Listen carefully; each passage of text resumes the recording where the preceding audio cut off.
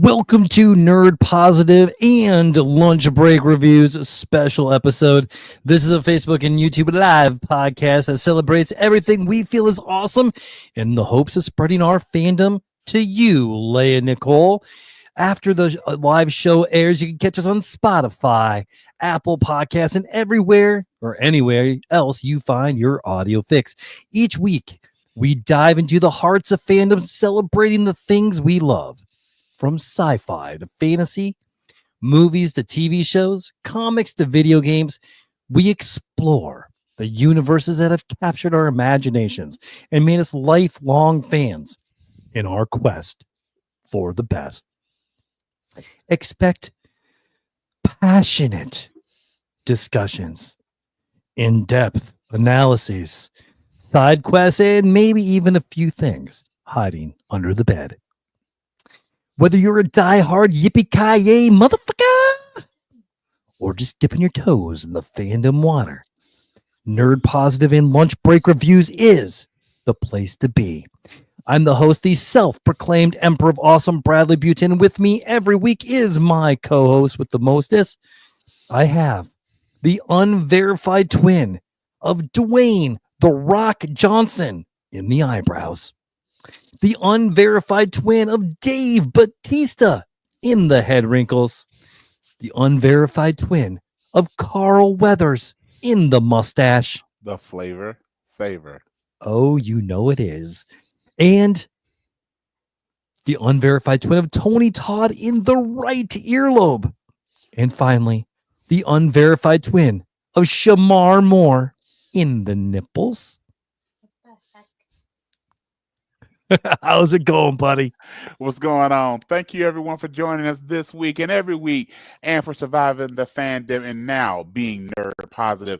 As Bradley said, I am his co-host, his tag team partner.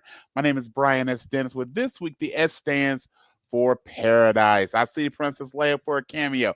But Bradley, before we hand it over to Leia, given the events of the WWE, would I be now the semi-final boss? Ooh, yes. Absolutely. Okay. All right. Yeah. Okay. And that means my tag team partner is the final boss, and I will take that. That works. What's that, Leia? Am I your tag team partner? No, Brian's my tag team partner. You're our manager. Oh, yeah. You're the manager of the. Do we have a tag team name? I don't think we ever came one, but we got to come the beard, something like the bearded badasses. Yeah, something like that. Yeah, the BBAs. Yeah, absolutely. But so Bradley, after that, are you thinking she's more Bobby the Brain Heenan or more Sunny? Oh, Sunny. She's got to be more Sunny. I hope so. Maybe some Elizabeth going on. I don't know. Absolutely. Yeah. Yeah. All right. By the way, Lex Luger's going to the Hall of Fame. And that's amazing. And I hope, have you seen the video when they actually announced when he finds out from Cody? Yeah, that was so cool. Well, he's mobile. He's able to stand, which is really cool. I'm hoping they will actually do a posthumous induction of Miss Elizabeth. Savage is already in there. Luger's going in now. Flair's in there like 17 times. Anybody who's been associated with, it's time. Like put her in. Agree. Yeah. Agree. Leia, do you want to say hi? You want to tell Uncle Brian what you've been up to? Sure. All right. You want the hear? Yep. Also, me and my friend able to eat lunch at B&B. Yeah. Oh yeah. Microphone is right here. Hi. What's going on, Princess Leia? How are you? Good. Are you on spring break? I am on spring break, and I'm so. So, what are your plans for the next few days since you don't have school? Listen to the music on the TV at 70, and fair. That's fair. And watch Sophia the Fair. Just make sure you slide a little Kendrick Lamar in there, because remember, Leia, they are not like us. Kendrick Lamar. Did you just scrunch for Kendrick Lamar?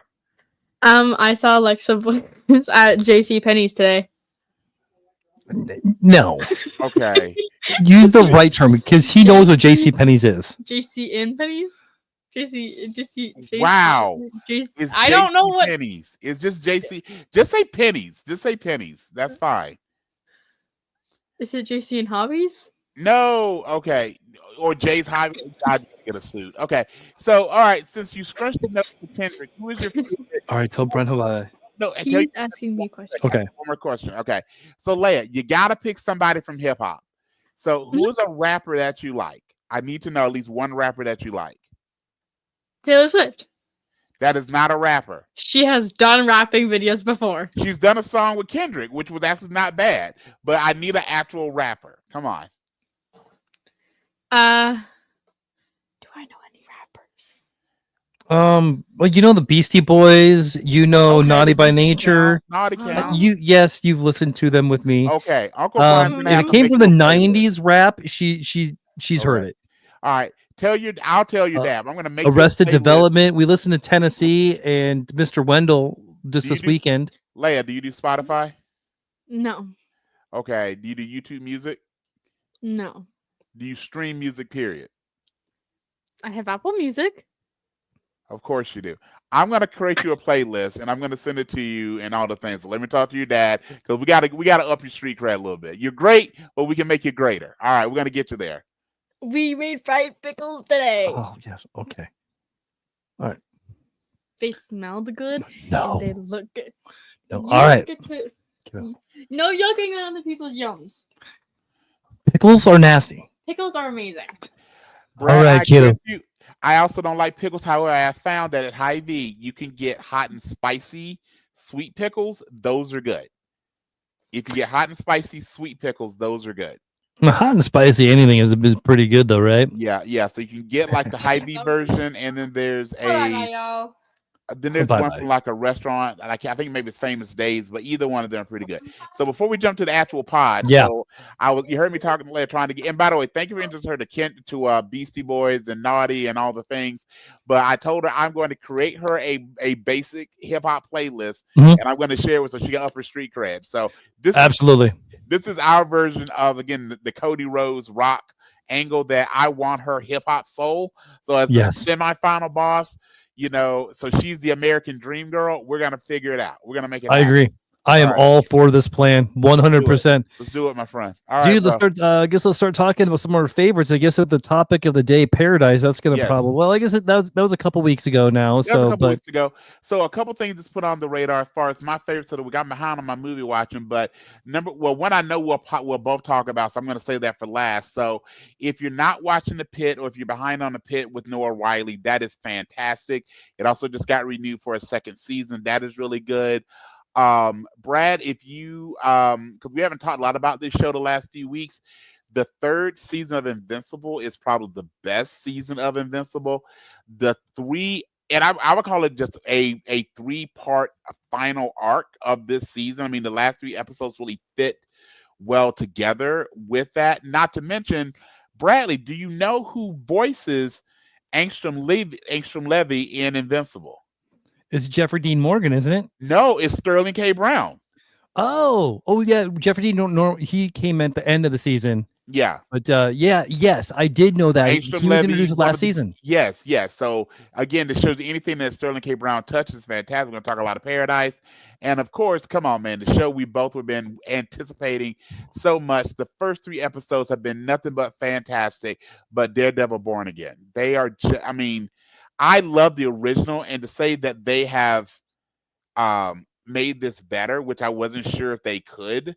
They absolutely have, including, did you see there's talk of, because I already been renewed for it, we already know it's going to be a season 2, that we will get that it's been confirmed that there will be at least Luke Cage and Jessica Jones, at least in cameos in the next season, and possibly, unfortunately, but possibly an Iron Fist drop as well. I would like to see Iron Fist have a little bit of resurgence, man. It's just, man, they got the They I got can't even say the wrong actor. playing. They just rushed Iron Fist. Yes. And that was the problem. I mean, like the dude had 2 weeks to prepare for Iron Fist, a guy that with no martial arts experience. Yes. For one, why would you even do that in the cast? Because he looks the part of Danny He looks Rand. like Danny Rand. He really does. Yes. I mean, and coming off of Game of Thrones, I mean, like, yes. it was good casting, but it was also bad casting too. Also, I mean, because everything was so rushed in it. They did a great job with Jessica Jones, with Daredevil, with Luke Cage of showing the character development. They didn't even. I'm not. They need to do origin stories for all. Like they really didn't. They all come in with their various abilities, but they let the characters grow. So much of him was he's like, oh, I'm gonna be a superhero today, and he came across as so tongue in cheek and lackadaisical when the other 3 series that are attached to the Defenders were very serious. It just lost something. I'm as a little surprised, and with all we had with Shang-Chi, that I really thought Iron Fist might go the way of the dinosaurs, but it's not. But again, if you're gonna bring, that's the only thing I would ask again, Marvel, Disney, if you're listening, we know you are. You got to integrate Shang-Chi a little bit into this. If you're gonna have a martial artist in the MCU and not include, especially mystical powers, and not include Shang-Chi, and you're gonna have to be the blonde, rich, white kid, maybe not do that. The only thing that I mean, bring Iron Fist back, fine, but do it in Heroes for Hire. Fair. Because we all want Heroes for Hire. Fair. Because you can go so many more places with that than you can with, because like Iron Fist, you don't get good Iron Fist without Power Man. True.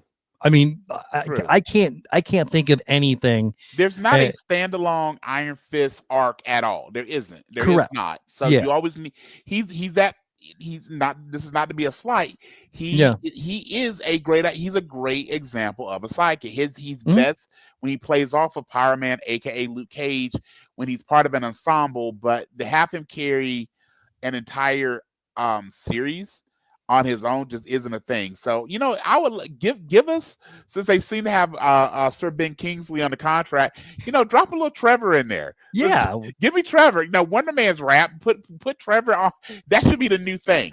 As much as we all love Samuel L. Jackson, he's the godfather of our show. But they're looking at in the next iteration of the MCU, who's going to be that unifying character. If you're going to move away from Nick Fury, let it be Trevor. Just let Trevor just show up. Trevor could do Stan Lee cameos too. That's what I was thinking in the work in the RIP to Stan Lee, but have Trevor just be like on the bus or in the restaurant or, just hanging out. Like he's asleep on a park bench during a fight. Like that's what I want. So again, DC, give us more Trevor. What was the animated show that was Spider-Man, White Tiger, Iron Fist, Nova, Power Man, and they were all in school together? That's my favorite Iron Fist, really. Was the Spidey's Amazing Friends? Maybe I have to Google that one. Yeah. I get what you're saying. I hate to say it. I love the Spider-Verse, but there's so many at this point. Yeah. Anyway, dude, I agree with all that. I know Wheel of Time just dropped a few more episodes. I haven't watched them yet because I honestly don't remember season 2, so I feel like I might have to do a rewatch there. The Reacher, I did get caught up on Reacher. Man, not this last episode, but the episode before. I can't think if it was a 4 or 5. But anyway, it was not good. And I was almost out. But this last episode has come back. Is getting ready for the end game now for the end of season 3. And then, dude, I got some movies, man. I watched Novocaine last night. Just before you jump to the movies, Ultimate Spider-Man is a show. Thank you. And I got to give a shout out to some of my students because I always take time as an instructor to kind of do my version of a mini podcast. I'll talk about the shows that we love. And I have a few of my students that are really pushing hard. They would love to see Reacher as the new Batman as well. And I forget the actor's name, but the actor Alan Rickman. Yes. So there's a big push of, can we get him Hawk? He did his time as Hawk. Let's put him in there as Bruce Wayne. He can rock the cowl. I don't know if I buy him as a billionaire. So maybe you did like I think you said in the Ultimate universe, is Batman also still rich in Ultimate Batman? It's in the Absolute universe. He's just a blue collar. Absolute, yeah. He's a Gotham City worker. He's a Gotham City civil engineer. Is his job. That version would fit. Yeah, man, and the Absolute version. So there, Batman, Absolute Batman number 6 drops this week. Okay, I think Absolute Flash drops here this week or the next as well. Okay, Green Lantern's coming out as well, and so is Martian Manhunter. I know Superman, Absolute Superman #6 just dropped this last week. So the first arc of all Batman, Wonder Woman, and Superman are now out. I've read 2 of them. I would love, I'd love for you to read them. This is my favorite Superman. This is my favorite that Superman's been in a long time. And maybe we'll do another special that we can bust that up. But Cool. yeah, man, dude, Absolute Batman's fantastic. Scott Snyder, he's just kicking it in all gears. Dude, keep it up, man. I'm so into the Absolute. I don't know what title I'm gonna drop when I pick up Flash. Sure. My pocketbook I got to give somewhere. You remember when they were 75 cents? Yeah. I mean, and now those ones are 75 cents. You're paying $300-400 for at times. Facts. That's the old head drop of the week, folks. Yeah. We remember when comic books were 75 cents and gas was like 80 cents a gallon. Yeah. And their Batman is coming back at #1, coming out in September, and the Amazing Spider-Man is finally going back to #1, where he's going to be fighting his rogues. They're kind of starting back off with #1, which is weird that they're going to do that with just Spider-Man and not anybody else, which is kind of weird. But and I'm going to start back with #1. So we've talked before. We talked earlier about some possible future shows. I think a great.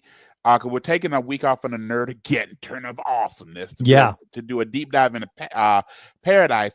Why don't we, for a future show, do a tournament of Spider-Man's rogues? We can do that as Spider-Man's. So to hedge our bets a little bit, real quick, then we'll hop into Paradise and some other favorites. But who is your not greatest? I think there's a difference between his greatest enemy.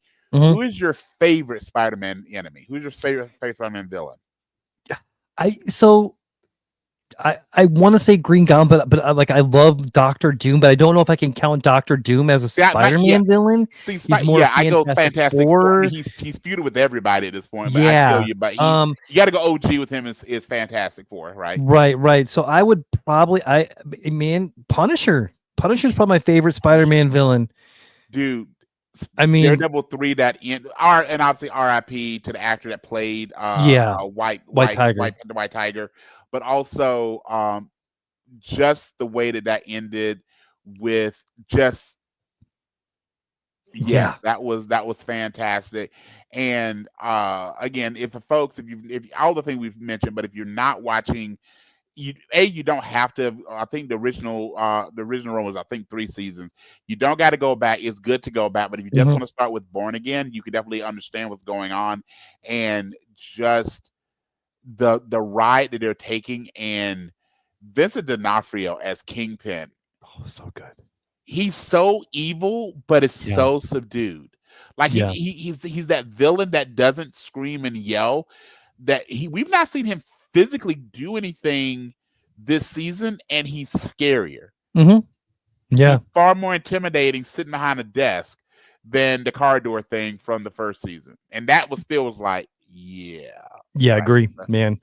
I mean, and there's a couple of actors that just really are their part. I mean, obviously, Robert Downey Jr. is Iron Man. Yes, I mean, Charlie Cox is such a good Daredevil, but man, Vincent D'Onofrio, man, he just you think that he had an Edgar suit on at one time, and thank you. I was thinking the same thing. This is the guy that came from the Edgar suit and Law and Order Criminal Intent.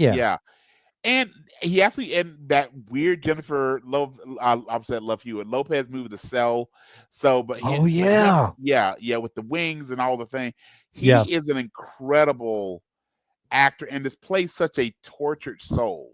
In both Hawkeye and again, for so many of especially with the Marvel, but in DC, any of these things you typically watch the movie or the show for the hero, right? I mean, yes, we were waiting for Thanos, but we watched Avengers for Avengers, right? We wanted, Thanos will even, and I think they did a good job with that.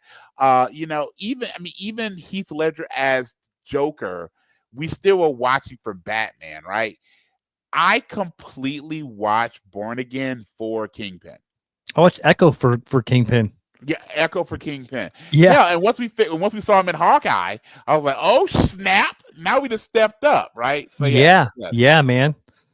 I'm excited. I think I'm finally excited for where I think Marvel's going here. Yeah. I like these street level stuff. I mean, like not everything has to be the big world ending blip and getting rid Yeah. of And I think you that's know what they're and it's been a conscious choice. Again, everything started so big, intergalactic, and we literally are saving the world from the aliens and all this. But I yeah. agree with you. Where they now find their new strike, I think we kind of got burned out on that a little bit because it's always go bigger, go bigger, go bigger. Now what we're finding, and they hire great acting talent, like you said, the Mhm. street level things, Hawkeye, Echo, Daredevil, Born Again, all the things they've done. Even Miss Marvel, which is a different take on this, but it's still She-Hulk, a comedy, but still within reason, somewhat Yeah. day to day, right? And this is going to be the first time I say, probably the only time I say this. Daredevil Born Again does not need Wong. Okay, let's this Wong's great. We don't need Wong in Right. Daredevil. Okay, You so might yeah, be Wong. yeah. There we go. There we go, sir. All right. So you said you had some movies though. Give them to me. You said you Yeah, saw man. So I Novocaine, got a correct? I skipped I skipped last week's lunch break reviews because I had to go to Kansas City for a work thing. But I'm gonna get a bunch of episodes out this week, gearing up for Snow White at the end. So I went and saw Novocaine last night. Fantastic, man. It's great. It's better than I thought it was gonna be. I saw Mickey 17, and that movie was okay. And I also watched In the Lost Lands. That's the Dave Okay. Bautista, Mila Yeah. Jovovich, Yeah. based on a George R.R. Martin short story. Yeah, I mean, like, watch it at home. Don't spend your Okay. money in the theater there. It's Okay. not worth it. Okay. They do things and then they like try to explain why they're doing things as they're doing, like how they met and stuff like that. I'm like, man, I don't know. It would have made a good TV show, but it made a Okay. horrible movie. I Movie. think is the Gotcha. best thing. It was very, very predictable. They didn't. It just felt like it was just so rushed put together. I feel you. Okay. But Novocaine, man, go see it in the theater. Definitely want to see Novocaine. I did hear that Mickey 17 though is predicted to cost the studio $100 million as a loss. It is not doing well, dude. Here's my so Mickey 17, and I put a review up on Letterboxd, and I put my review on. I think I put it up on IMDb as well as Metacritic. But Mickey 17, the story was good. Okay. Robert Pattinson was fantastic in it. Okay. And I'm saying this as I'm already not a huge fan of Mark Ruffalo. Okay. Okay. All right. But careful you make him angry. Be careful you make him angry. Right. Exactly. But exactly. But this, he was overacting. He was trying to channel his inner Trump too hard. Okay. And it became off satiric. Like you can do the political puns in there. I don't, as long as it works. Sure. But man, like it felt like the semi-serious like story, and then all of a sudden there's this satire. It's like you're watching Scream, and then you got one of the Waylands coming into it. It's just like yeah. And it just didn't work. It kept on taking me out of that movie fog, man. And I was just like, Mark, just shut up. I don't need you. Yeah, and you did this weird like lip thing and the entire time, and like I'm like, dude, I get it. You don't like Trump. We know this, man. Like, just that's not what I should be thinking about when I'm watching the movie.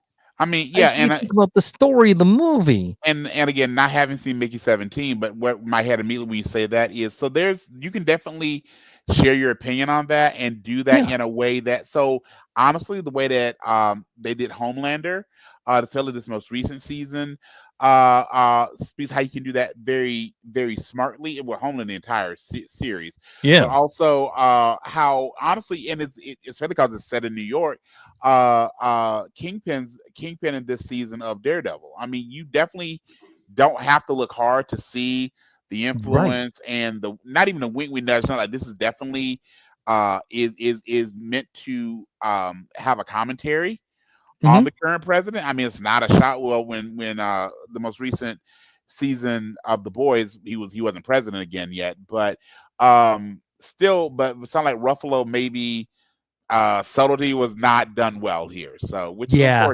unfortunate. And the sad part, if he would have just toned it down a little bit, I think it would have been fine. But like, that was the part. That was the part that did it for me, man. For Mickey 17, Gotcha. I think I would give it a 4 out of 10 or something like that. But yeah, man, it just didn't. We tend to be kind of kind in our ratings. To get it a 4 out of 10, ouch. Yeah, man.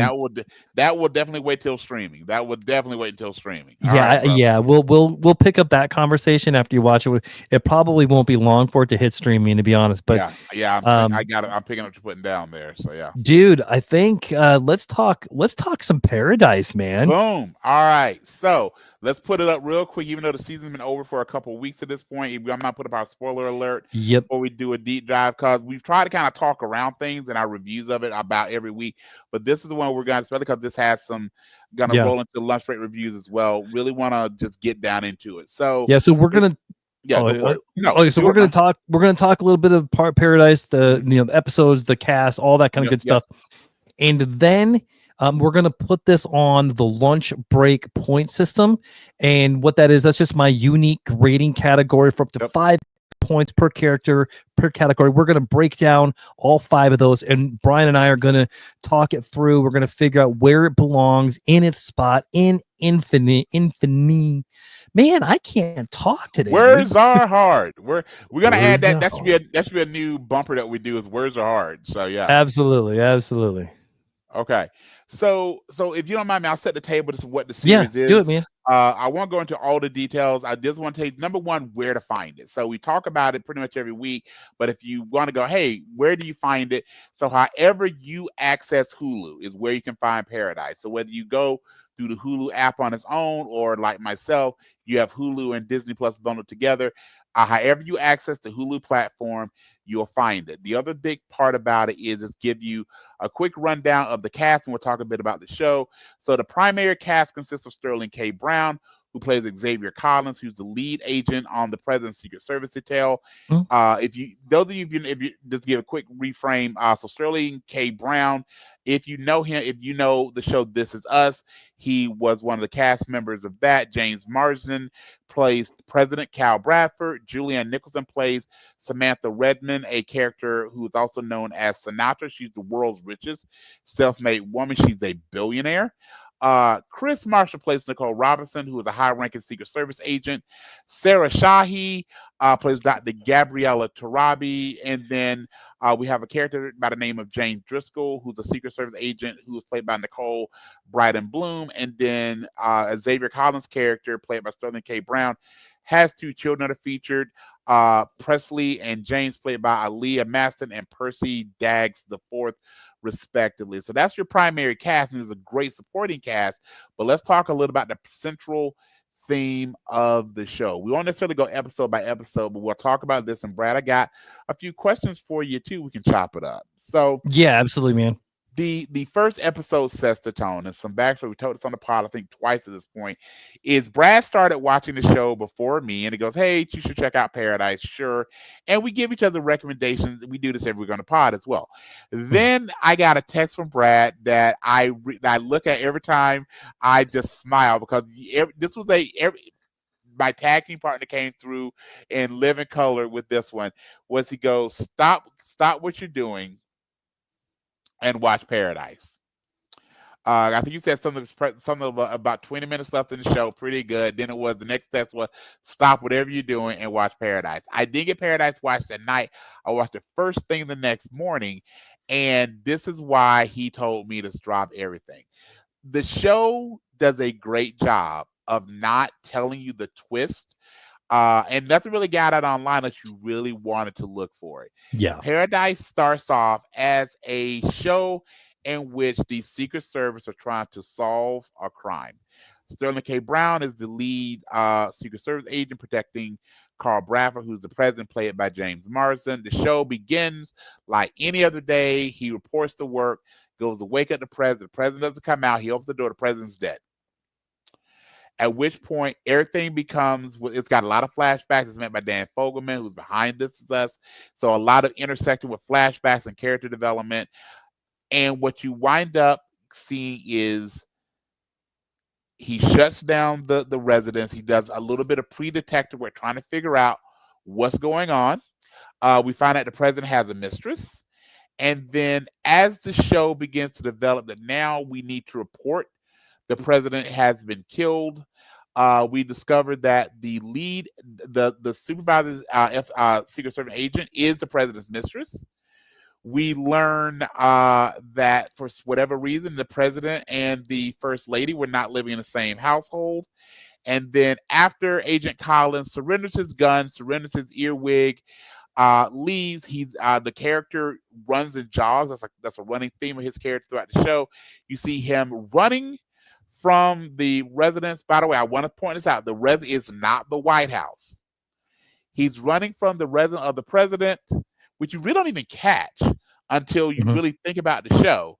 He's running to his home, and we see a couple things that he passes by. We see kids going with the theme song of Another Day in Paradise by Phil Collins. A different version, though. We see him running through town. We see kids getting ice cream and scanning a smartwatch like you would any other day. You see people getting in their cars and starting with the same smartwatches or wristbands. We see a gentleman standing in a pool surrounded by ducks and realize that the ducks are artificial and the water's only about yay deep. And then as he stops to catch his breath, there's a digital sign behind him that says that sunrise has been delayed for 2 hours. Wonderfully, as the Another Day in Paradise song gets louder, we see the camera pan up above the town, and we realize that the sun is artificial. They are underground, and this really just got really real. And that sets the tone of episode 1 of an 8-episode season. And at that moment, I get with my tag team partner says, stop whatever you're doing and watch Paradise.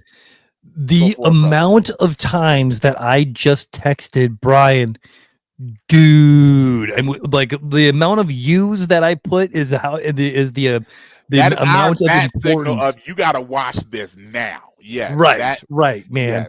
Yes. And I stand by it, man. Like this is gonna go as one of the best shows. I guarantee it's gonna be at least in my top when we do our best year-end. Absolutely. It's gonna easily be in the top 5. Easily. We had this similar thing last year when we talked about Beekeeper. We go, wow, this is gonna be, and then we've had a few things like the year goes through, but we've had a few things: Beekeeper, Last of Us. There's been a few shows or movies that were just so fantastic that started off the year or the beginning of the year so strong. You're gonna have a hard time topping this. And absolutely, I've now watched the entire season. I think I watched the entire season 1 through 8. I think at this point 3 times, but there's been certain episodes going to bring in some of the questions that I got for you, buddy, a few times, because similar to Sandman, there's certain episodes that because of just the small things, sometimes big things, but also small things that you just wow. And I watched episode 7. Which is The Day, and there's so many things that happen that they show really quick pieces of in early part season that when you get to episode 7, it hits you like Robinson's blouse, which they show in the episode 2. She's standing there and she's got spots on her blouse that is such a quick take, you don't really realize what you're seeing. And then when they show how she got the stains on her blouse in The Day, it shows you just how powerful it is. And of course, in that same episode, I don't know and I think it's episode 2, Bradley, when they show when Xavier and his children are going through the check-in to go into the town, they show a certain person behind Xavier arguing about why his wristband doesn't work or why it's damaged, and talk about something that is so innocuous, but it's so significant. The way the season works out, it's just like, wow. Okay, my friend. Like in Dan Fogelman, please do a Teen Titans show. Yes. Give me something in Yes. DC. Give Yes. me something in DC, man. Like Yes. I love the way that you story tell. Yes. I love the way that you can connect the past and the future Yes. effortlessly. Yes. Yes. Man, like there isn't really a show that came out like this at all, man. He I also paints with music very similar to the way that James yeah. Gunn does. Every rose has its thorn, dude. Oh, geez. Yes. Yes. Yes. That, and again, it's small things that become big things, and the things that just he does a great job of. I mean, and Paradise has a small central cast. So the character of Sinatra, who is, again, spoilers out here, she is the antagonist. She's the big bad of at least season 1. But he does a great job of making this character incredibly sympathetic. Yeah. And shows the character. There was a Matt Damon movie. It's one of the first movies that Matt Damon did solo without Ben Affleck. It's called The Talented Mr. Ripley. Oh, and, such a good movie. And there's a line from The Talented Mr. Ripley that I never forget that basically goes, deep down inside, no one believes that they're really evil. No one. And you see her, especially with the last 2 episodes, her trying to resolve the theme of a monster. Her trying to resolve, is she a monster? And at times she literally goes, I am. And she seems to accept it. And immediately goes, well, maybe I'm not. Like, even trying to figure out where her line is, right? And that's a line that's moved over. And by the way, the show takes place, the center part of the show takes place over a few days. Given the flashbacks, I did a little research and reading some of the recaps of it. From the earliest part of the show, the earliest flashback takes the show, it covers about 12 years. So the scene where not president, but Bradford comes to visit his dad and talks about he wants to be a high school teacher, that takes place approximately 12 years before the day. So it's 16 years. So that's about 12 years before the day. And then the day is about 4 years from when the show starts. So it's covered actually about 16 years. About 16 years. So nice. All right, very bro. good. So, any other thoughts? While I asked you a few questions about it. Bring on the questions, man. Right. We've talked about it. We know it. Yep. Yeah, I want to hear what you got. Okay. So I got some fan casts we can do together, but I want to talk to you about a few questions before this. So number one, we got to start off with this. So we both have seen the show. We both love the show, but I want to talk some. What are some of your favorites? So start off with, who is your favorite character and why? Okay. Man, it's Xavier. Because the show doesn't get that good without a strong leading man. Yeah, absolutely fair. And I don't know if anybody else could have done it, man. I mean, like, dude, his chops are, I mean, this is his best performance. Yeah. By far. And I mean, not man, like him and James Marsden should probably do everything in the future together because they chemistry.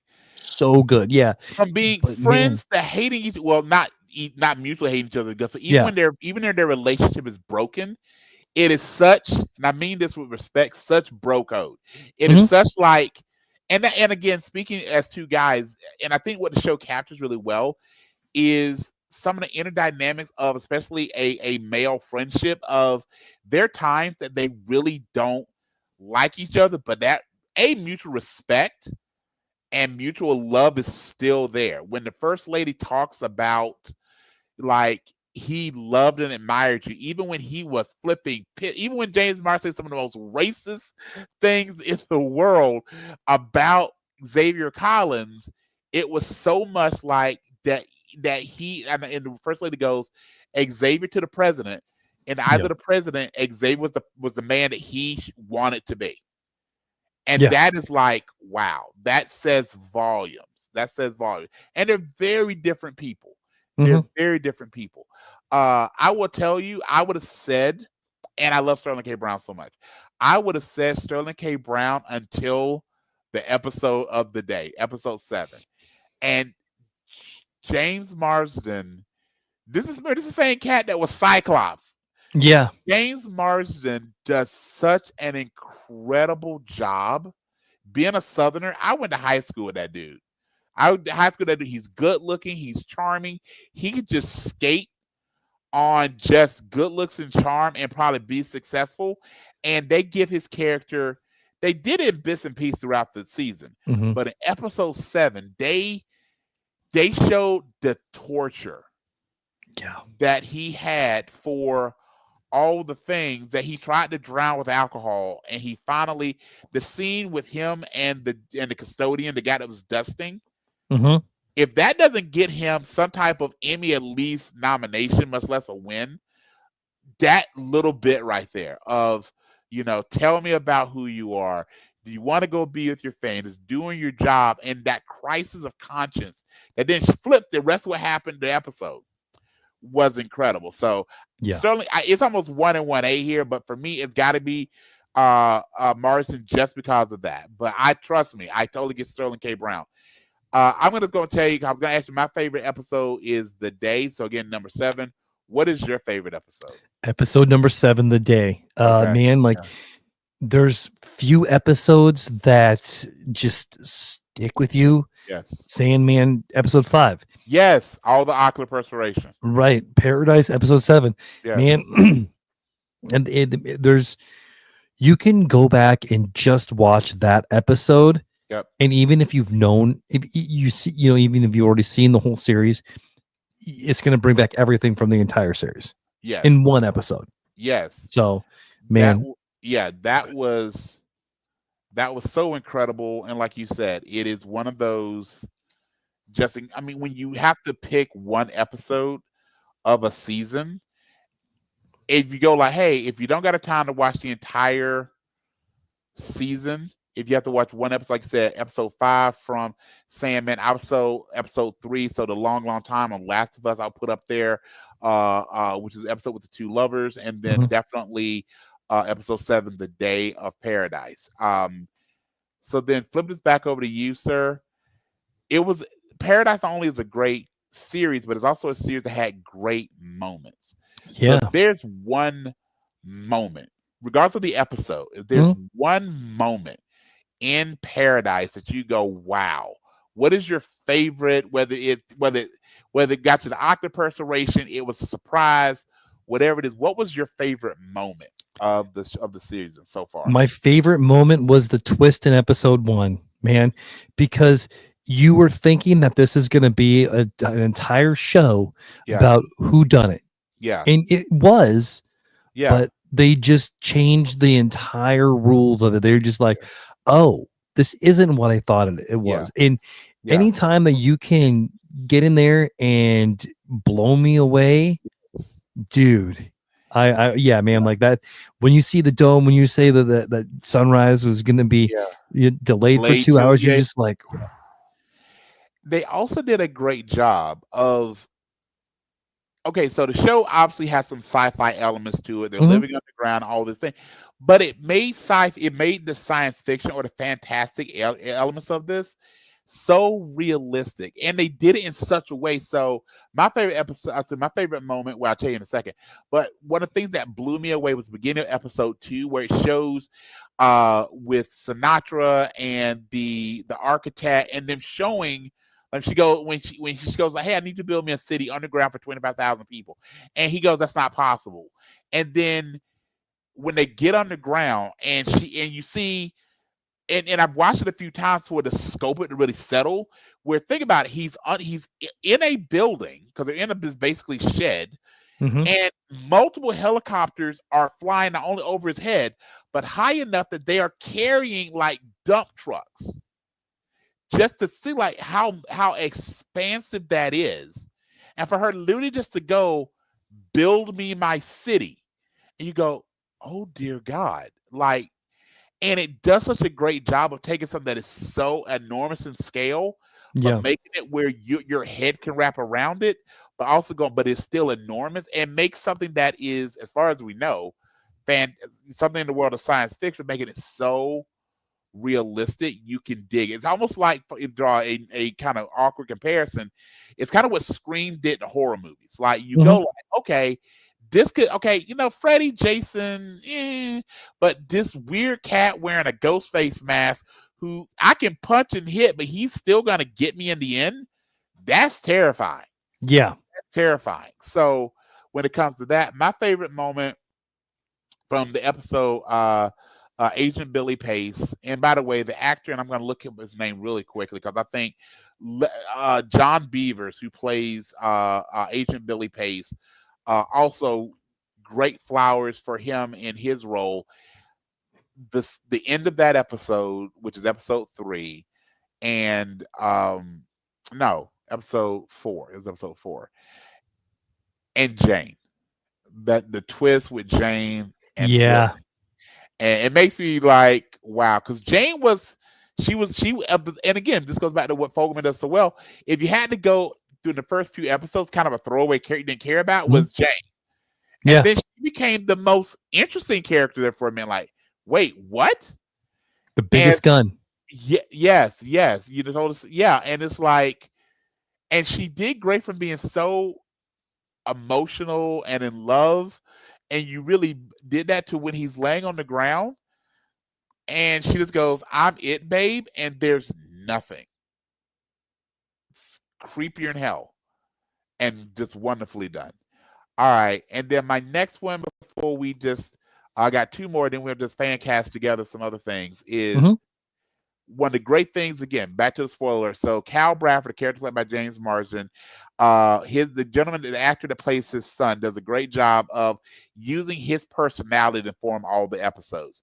By the way, the actor that plays James Marsden's son is, let me look him up. A guy by the name of Charlie Evans. Don't know much about him. He looks so much like a young James Marsden. That was excellent casting. Yeah. The hair, the face. I mean, they just did a great job of casting. And the kid can sing too. But with that, so I did a little research. So the show has several 80s and 90s rock songs that are introduced throughout the show, sometimes in their original format, more often than not with a soulful cover and remake. So I got a list of them. There are 6 of them. I'm curious which one of these was your favorite from the show. Okay. So I'm going to go in reverse order. So we've got Eye of the Tiger by Survivor, Knocking on Heaven's Door by GNR. We got Here I Go Again by Whitesnake. Every Rose Has Its Thorn by Poison. We Built This City by Starship. By the way, the lyrics of that one, when you change the music, is real. They hit a little different. Yeah. And of course, the one that was done most commonly throughout the show is Another Day in Paradise, originally by Phil Collins. So, which of those 6 was your favorite from the show? Yeah. I think I have to go We Built This City. Same. Because, dude, like, you are 100% correct. When when the backdrop is a city that they built to survive an apocalypse. Yes. You know, and the way that they slowed it down. Yes. They softened it up. They did that to all of them, which you know, I mean, I'm a big hair metal guy. I like my hair metal. So Poison, you know, like it hit me there, but I never thought I'd. Yeah, and it's very interesting when we were having a similar conversation with Peacemaker of pulling that hair metal, and like we were like downloading all the original versions of it. I don't know about you, but I was like, I want the Paradise version of this. Right. Like, seriously, like I have a little playlist of just that, and I got to kind of with you with We Built the City. And again, the Starship version, which they didn't change the lyrics, they changed, but it shows you just. I mean, okay, with Starship, the list of the lyrics you don't. But when it slowed it down, when they made the music more mellow, you actually hear the lyrics, and they were slow and intentional in making sure you heard the lyrics over the music. It is a completely different song, and just takes you to a completely different place. So again, got to give them their flowers there. And then the last one before we get more into just some of our games and just some of my deeper fan casting. Just in a couple, what are your thoughts on what do you think happens next season? I think that we are going to see the exploration of the outside and bringing people back to the city. Okay. And I think it's going to be twofold. I think it's going to be like them going to explore, but then also people trying to get into the city. Gotcha. Gotcha. I think that's kind of where my brain is going to go. Do you think he actually finds his wife alive? Yes, but Okay. I think that'll be like a huge moment in the show. Like I think that'll be like a midsummer thing. I think they're gonna break it up, so we're gonna see like I think we'll start seeing like what she went through during everything. Of course. You know, to kind of build that up, and which I think is clever. I think even if like they're like even if like Sterling K. Brown and all that stuff isn't even a big part of season 2, and just showing it from the other side and kind of like building it up together. You know, some might say they built the city. I agree with you. I also hope, just looking at some of the cast members, that I really hope, and the gentleman who played the scientist who predicted the caldera, who predicted the eruption, I forget his name. What I do remember that he was married to Catherine Hendricks for many years. So good on you, bro. But he's a really good actor. He was on a show called Body of Proof for many years. He was in the show Devil, not Devil, but the movie Devil, one of an under and overlooked M. Night Shyamalan movie. I think there were glimpses when they showed the room with the billionaires. The city designer is in the city. They show him very briefly. He is actually in the city, which you would assume I got to get in. I built the city. Yeah, literally. But I'm thinking that some of those folks we saw glimpses of, if some of them survived as well. And again, I think they picked actors that you could bring into season 2. And I'm really curious about the relationship with Jane, because now Jane is off the leash. There is really playing Wii. Yeah, playing Wii. By the way, okay, so this is the life lesson from your buddies over here at the Nerd Positive Podcast, fellas. If she asked to play the Wii, let her play the damn Wii. Play the Wii. Let her play the Wii.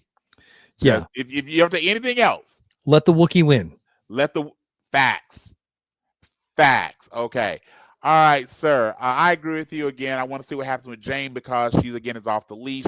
What happens tonight? My guess we'll get, especially if it picks up immediately after season 1 ends, we'll probably have very little Sinatra, and I think that's good. Where we're set with the new president, former vice president, he's trying to take control of the billionaires. And again, I agree with you. I think it's cool if we have very little Xavier, very little of the city, and more of what happens out there.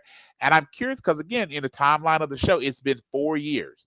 So even loving wife, loving mother, assuming that they do bring us Xavier's wife, 4 years in what we've seen is above the dome. Is she still going to be the same person? No. Yes. Nope. That will be very, very interesting. Okay. So with that, you want to play a quick little game about a couple things that I have questions regarding fan casting some of the Paradise stars away from Paradise. Yeah, let's do it. Or do you want to do? Let's put it on. Let's do the lunch break point system really quick. Then we'll do that. Sure. Let's do that first. Absolutely. All right. So this will kind of put a good pin in the actual show. We're going to give it our final rating, and then we'll do some fan casting. So we're going to start this off with. There's 5 categories, which is main course, side dish, spice level, leftover appeal, and the dessert. We're going to start with the main course. This is the overall quality of the show. For 1 point, unappetizing mess struggles to even hold together. Not even close, in my opinion. 2 points would be bland and uninspired, missing key ingredients. 3 points would be decent but not exceptional. Satisfying enough for the moment. 4 points would be well crafted, flavorful, and fulfilling. Hits most of the right notes. And for 5 points, a masterpiece. Leaves you full and craving more. I know where I'm going to put this, Brian. Let's see if we agree at this. Where would you want to put it? You know what? It is chef's kiss. Gotta have more. Dying to have more. Love it. Need it. Want some more of it. 5. I agree. Absolutely. 100%. Absolutely. Okay, so on the second category is side dish. This is all the supporting elements. Yes. 1 point would be sides are poorly executed or completely missing. I know that's not it. 2 points barely adds anything to the plate, mostly forgettable. Yeah, probably not. 3, some solid moments, but inconsistent or overshadowed. I don't even think there. No. 4 points. Complements the main dish well. Solid support all around. I mean, it's going to obviously be at least A that. 4. Yeah, at least a 4. A 5 would be outstanding sides and elevates the entire meal to another level.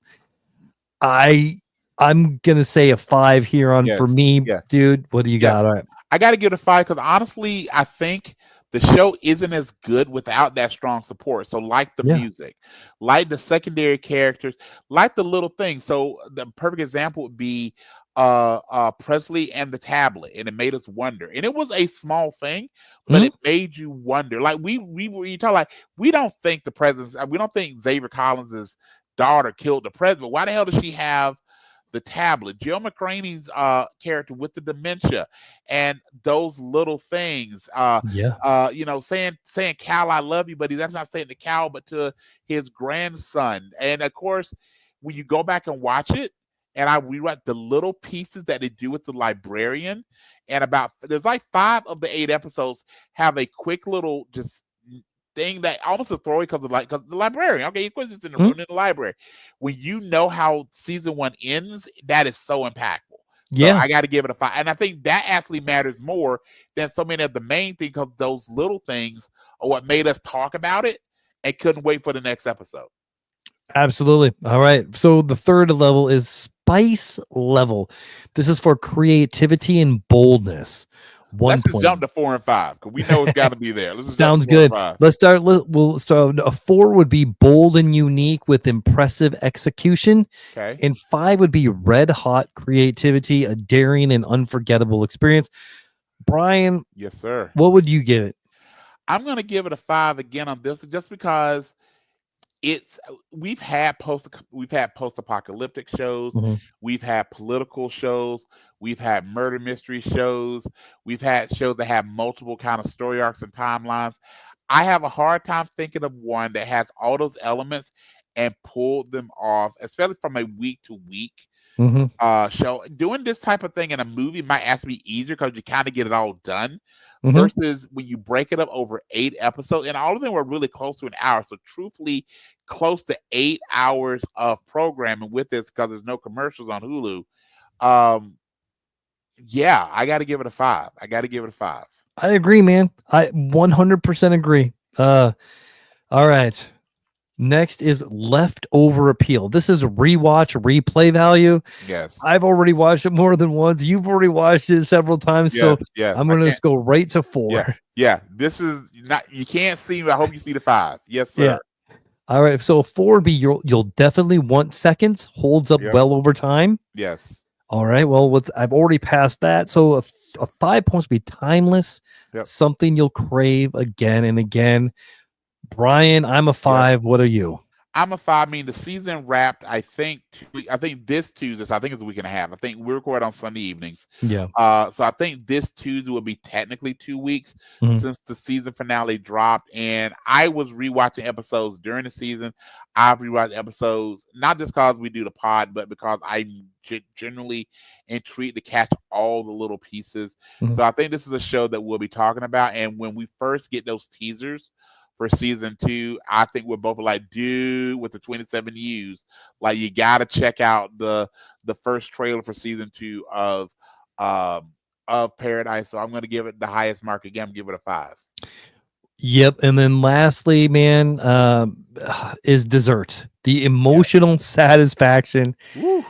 A 4 points would be leaves you with a smile, a well-rounded finish, or for 5 points, a perfect treat, an unforgettable cherry on top. Dude, it gave us all the feelings. Every character gave us something. So again, Billy Pace, everything, especially his episode where it goes from, how it started with the dog and you never hesitate to showing how to just being institutionalized, how awkward he was meeting Xavier's kids with the weird part in the suit to and by the way, those two have incredible chemistry as well. To the thing with Jane and to him confronting Sinatra to, hey, I love y'all. Just all him going from badass sniper to I love you lots, Uncle Billy, and really you believing all those sides of him. That is just one example of the rewatchability of the show, of just all the things that go with it, all the desserts, all the emotions, and having some genuine funny moments as well. And just again, seeing the dad is the episode after him. And by the way, I love the fact that if that's how you give grief counseling, Sarah Shahi, thank you for that. But with that being said, I mean, the episode, him and Presley, and with all the kids, have genuine, loving, family, funny moments. Yeah. Like, hey, I'm the dad that forgot to check in with the kids. Sorry, like tries to sneak in. All those things, it gives you, and of course, the ocular perspiration. And when he's on the phone with the wife in the day, that's just, and again, I think we've given it, I'm going to give it 5 across the boards. You can say we're too easy if you want to, but I absolutely loved it. Absolutely loved every moment of it. You're right, man. This is a 5 for me. Well, yes, we're giving this a perfect. I mean, it was, I knew we were going to do, I know this was going to score high because this is the first one of these we've done, with the cross into the lunch break reviews. This show, season 1 of Paradise, this was on the beard level of ZZ Top personally in my living room playing LaGrange or legs in certain parts of the show to me. And even the drummer had a beard. Even Frank Beard had a beard. Yeah, I love the fact that the dude without a beard is named Beard, Frank Beard. Yeah, this to me is ZZ Top taking a bath in Rogaine. This is how strong that beard is. Yeah, man. It's such a good show, man. If you haven't watched it, I don't know what you're doing, man. We've talked this thing up for weeks. Go watch it. Please go watch it. All right, Brian. We need to fan cast this some. All right, these will be pretty quick. Again, I just looked at the different stars, and I really want to just what are your things. So first off, so James Marsden. So we got a couple actors who have some connection to the larger MCU superhero world. So James Marsden famously started Cyclops in the original X-Men movie that dropped in the year 2000. So with that being said, with the upcoming introduction of the and that was under Sony. Now we've got the X-Men back under the true MCU. Do you think we will see James Marsden in some role in the new, whenever it drops, the new X-Men property? Do you think we'll see James Marsden, whether it's Cyclops or any other character? Do you think we'll see James Marsden in the next X-Men movie? No. I mean, I think it'd be cool, but he was good Cyclops, man. I mean, like they played the love triangle very, very good between him, Wolverine, and Famke. Yeah. I think it would be hard to, if they have Hugh Jackman's Wolverine, it'd be hard to not have James Marsden. Sure. But if they're going for the complete reboot of the X-Men without Hugh Jackman, then they need a new Cyclops. Sure. So yep.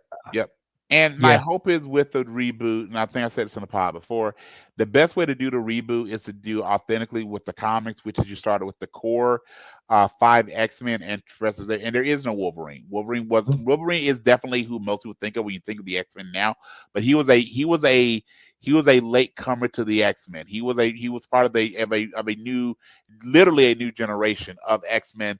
So give us Storm, give us Cyclops, give us Beast, give us Iceman, give us Professor X, give us Angel, and leave it there. Simple is best. Almost kind of what they're doing the Fantastic Four. And we go there, and you know what? If he's going to be all over with anything new with the Deadpool series or just the multiverse. We will definitely get our Wolverine through Hugh Jackman fix if we want it. But yeah, I agree with you, and we do a complete reboot. Perfect. All right. So John Beavers. So again, who played Agent Billy Pace. I really love this character. You are a huge DC fan, as am I. We talk more Marvel than DC because at this point, Marvel, at least in the movies, is better. But cast John Beavers as any character from DC. I got 2. All right, let's do it. I got Hal Jordan, and I have Oliver Queen. Oliver Queen. I can see Oliver Queen. Yes. All he man Yes. like throw he's in the show Paradise is what made me think that he would Yes. make a good Oliver Queen. Yes. Honestly, I think I'd like him more than Charlie Hunnam. I Yes. mean, give him a Yes. quick little Van Dyke. I think he could Yep. rock the Van Dyke a He little totally bit. could. They show him with the various beards in the show. Yeah, absolutely. Yeah, man. Like Absolutely. I think he could do it. Hal Jordan. However, we have a Hal Jordan now, Yeah. so like Yeah. maybe not. I mean, if he, he didn't get any comedic, but if he could possibly be a Booster Gold as well.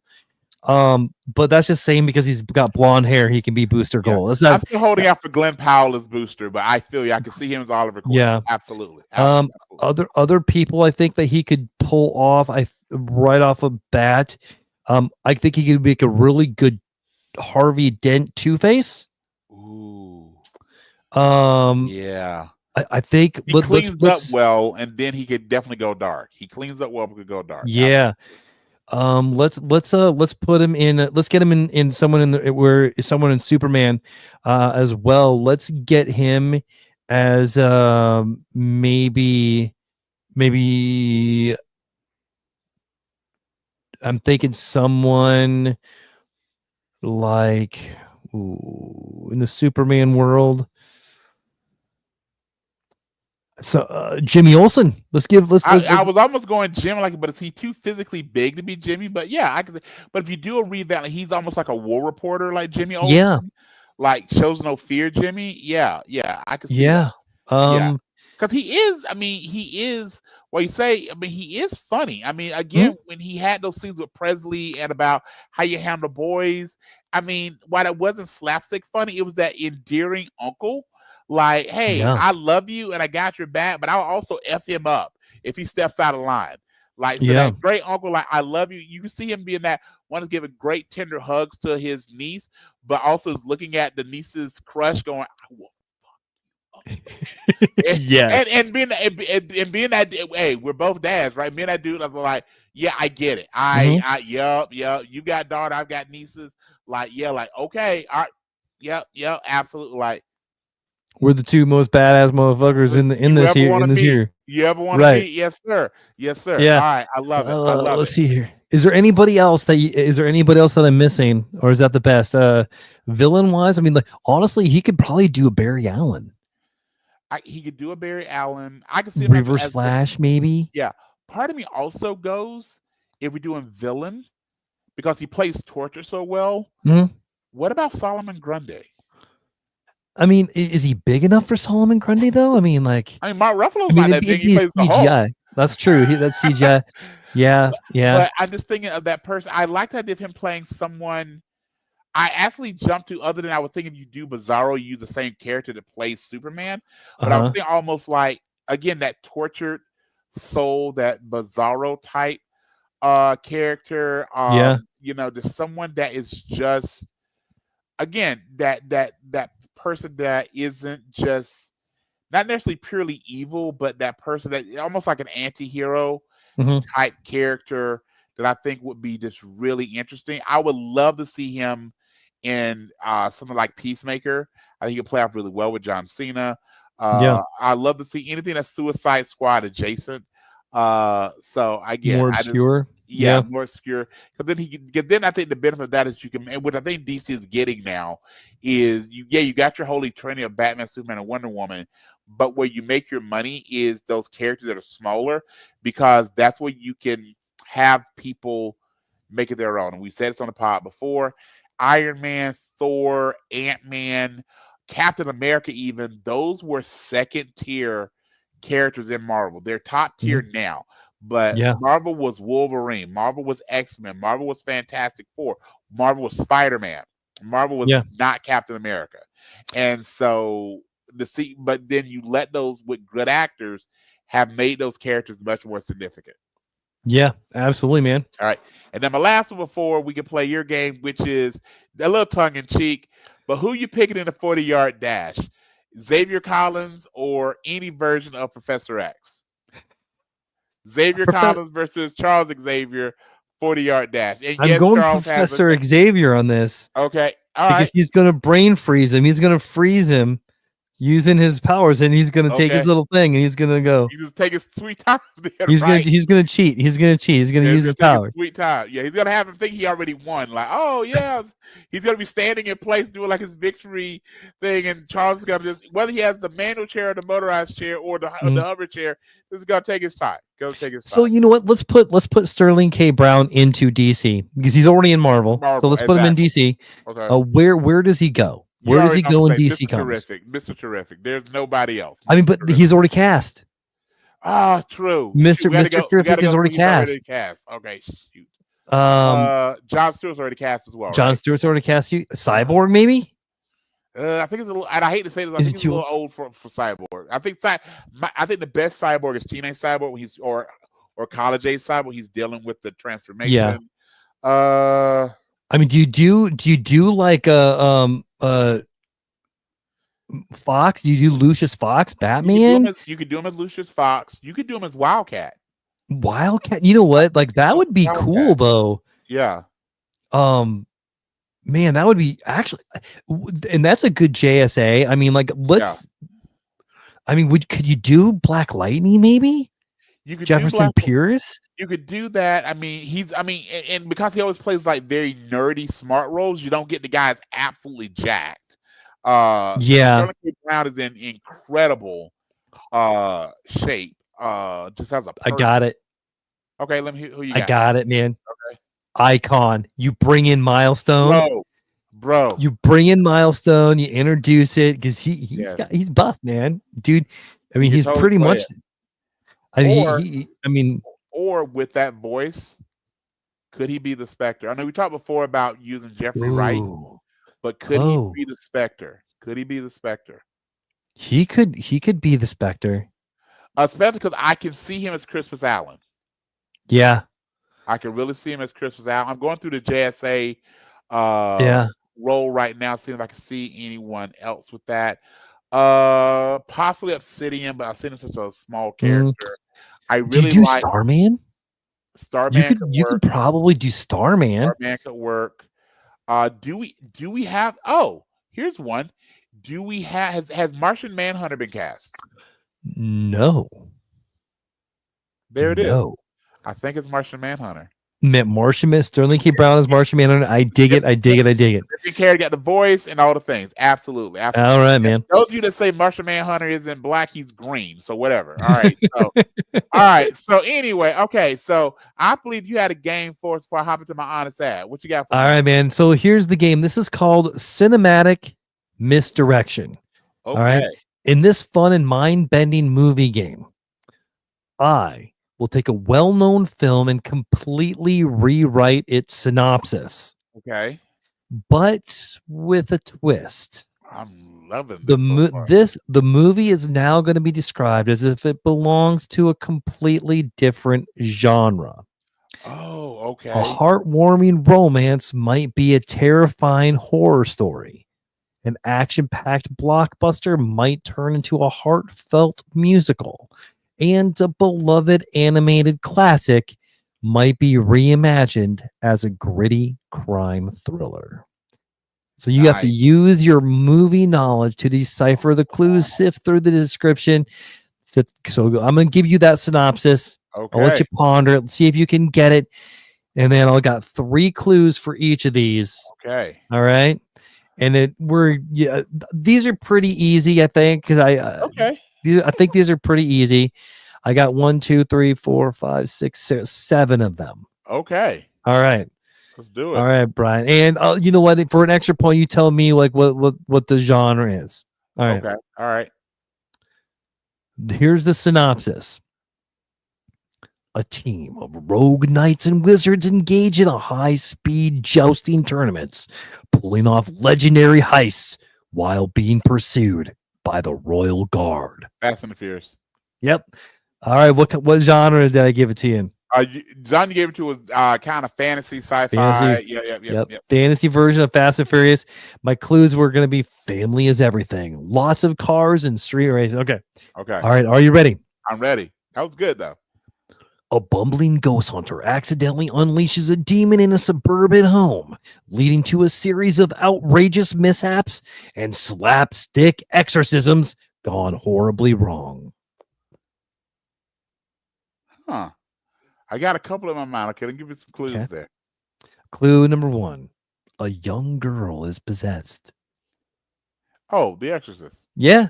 Okay. Comedy. We're going comedy. We're going a comedy version of The Exorcist. Yeah, absolutely. My head went to Poltergeist. Like, no, that wouldn't be it. But yeah, that was good. That would make me think for a moment. Okay, here we go.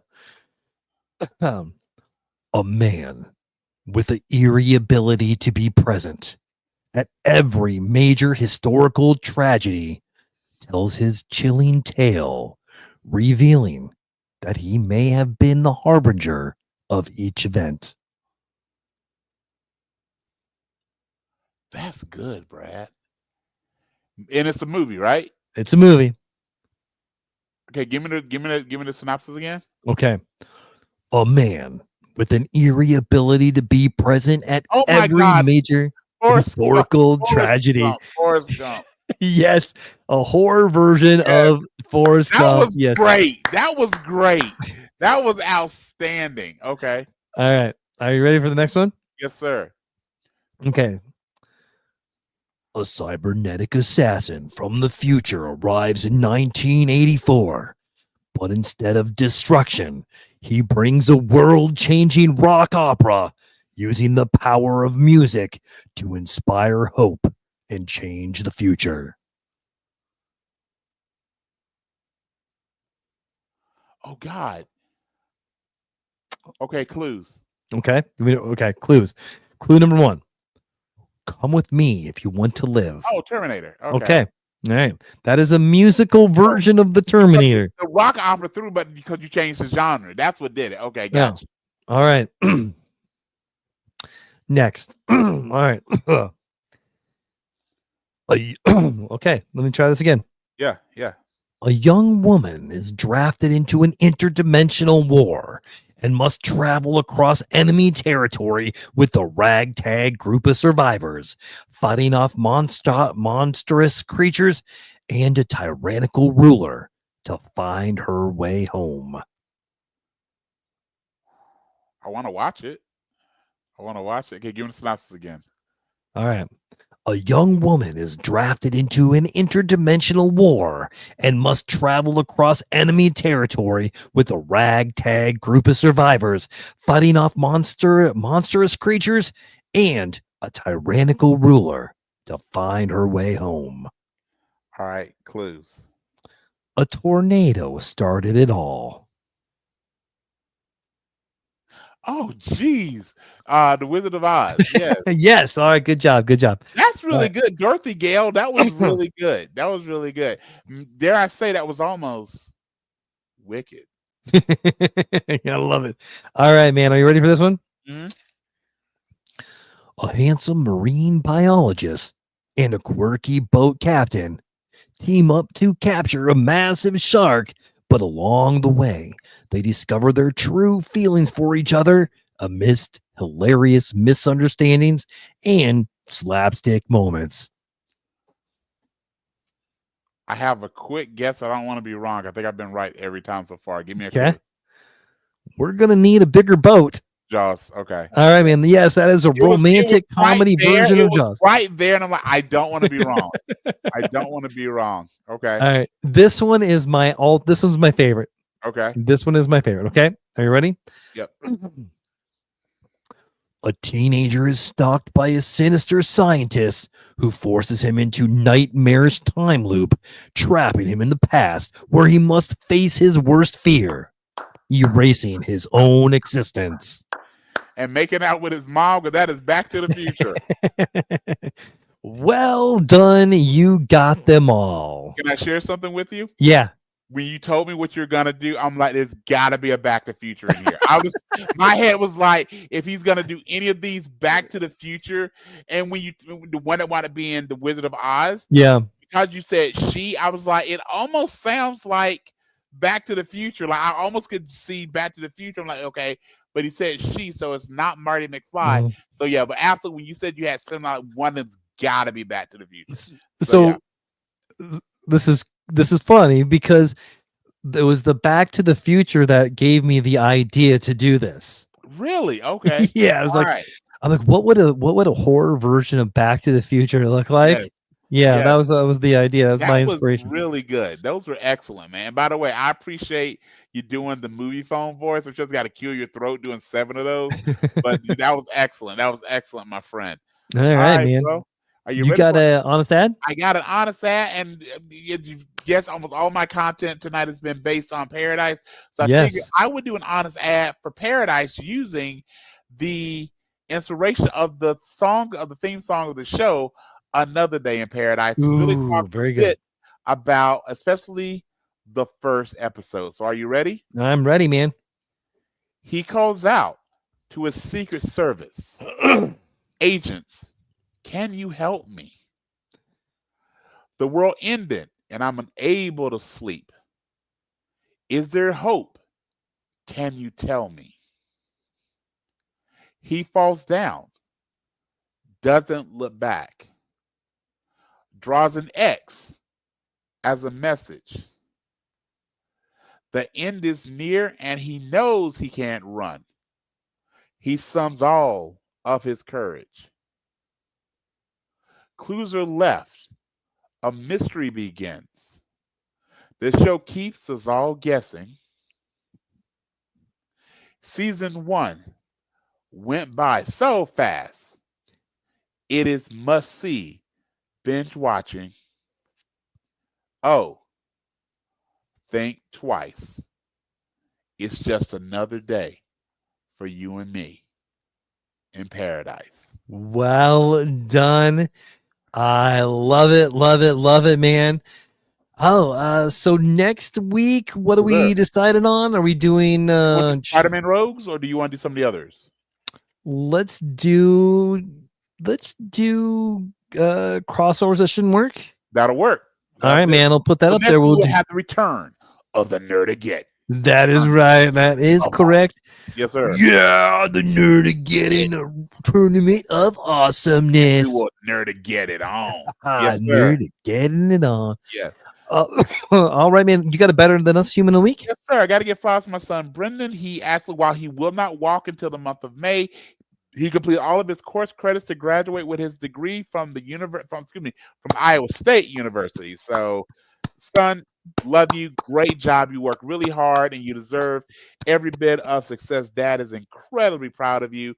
He's actually out with some friends enjoying his graduation. So there may be some D&D duty coming up later. Or some DD. Maybe D&D too. Yeah. You imagine being the designated driver playing Dungeons and Dragons. Okay. But with that being said, he's just a great kid. I'm a very lucky dad. People I've told have given me all the flowers in the world. Like, no. People say that great parents make great kids. I will say great kids make great parents. So thank you so much, son. Love you to death. So with that, Bradley, who is your better than us? You know what? I didn't have one until just now. I will second and I will co-sign Brendan. Congratulations. Yes. This episode is 100% for you. He doesn't do the cameos like Leia does, but he definitely walks by and throws in some information. Whenever I get stuck on a citation, he goes, "Is this show?" I'm like, "There it is." So, So he also has he is rebinging Last of Us in anticipation of season 2, and he's been working like nobody's business. So he is behind on Paradise. He is definitely getting caught up, and he also loves some Paradise, my friend. All right, so well, sir, let's put a pin in this. I think we're done. All right, man. Yeah. So if you want to find, you can find us on Facebook, YouTube, TikTok, Instagram, all that kind of good stuff. If you want to support us, go to buymeacoffee.com/nerdpositive or patreon.com/nerdpositive. Brian, where can we find you? As always, you sign me on the Book of Faces at Brian S. Dennis or Brian Steven. That's what the S actually stands for. Give me a like, give me a follow. Try and keep my content funny and occasionally weird. It's more than occasionally. It's pretty weird most of the time. I do my best. Yes, sir. That's right. Hey, and I always remember, words of wisdom of fat people are hard to kidnap. But go for it, Brad. That's right. You know, it's kind of funny. The end of Invincible, you had another Negan beating the shit out of Glenn. Yes, that's very. Look at that. That's right. Yes, sir. Yes, sir. I don't know if I can get much more words of wisdom than that. Brian, why don't you go first? All right. So with that being said, thank you again, everyone, for number one, surviving the pandemic and now testing Nerd Positive. We appreciate you being part of our best part of our week. So please remember, no retreat, no surrender, and always, Goonies, never say die. All right. If friendship is like peeing on yourself, everyone can see it, but only you get the warm feeling that it brings. Every time you feel stupid, you just got a little bit smarter. And by the way, squirrels' cheeks are their nut sacks. If dinosaurs evolved into chickens, and then people who eat dino nuggets are really eating dino nuggets. Bye-bye. Bye-bye, folks.